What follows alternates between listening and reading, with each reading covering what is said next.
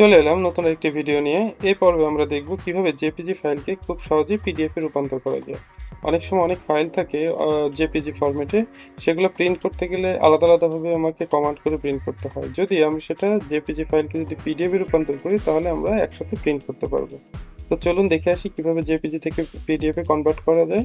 তো আমাদের কিছু জেপিজি ফাইল দরকার, যেমন এখানে আমাদের কিছু ফাইল আছে। এই ফাইলগুলো সব ফাইল কিন্তু জেপিজি ফরম্যাটে। তো আমরা জেপিজি এইটা থেকে আমরা পিডিএফ করব। তো আমরা গুগল ক্রোম ব্রাউজারটা ওপেন করব। ওপেন করার পর এখানে আমি একটা লিংক জেনারেট করে রাখছি, তো এই লিংকটা আমরা পেস্ট করে দেব। পেস্ট করে এন্টার প্রেস করব। দেখেন এখানে চলে আসছে, এখানে লেখা আছে সিলেক্ট জেপিজি ইমেজ। তো আমরা সিলেক্ট জেপিজি ইমেজ ব্যবহার করব। লিংকটা আপনাদের ডেসক্রিপশন বক্সে দিয়ে দেবো। তো দেখেন এই ফাইলগুলো আমাদের জেপিজি ফরম্যাটে। তো এই ফাইলগুলো আমরা শুরু থেকে এভাবে সিলেক্ট করব।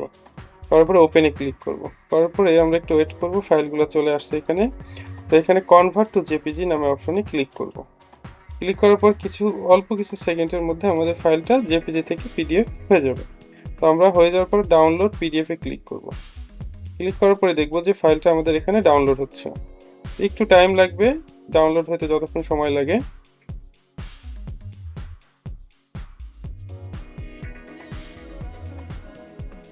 খুব দ্রুতই আমাদের জেপিজি থেকে পিডিএফ হয়ে গেল, এবং এটা অনলাইন থেকে আমরা একটা সার্ভারের মাধ্যমে করলাম, সেটা হচ্ছে ilovepdf.com এর মাধ্যমে।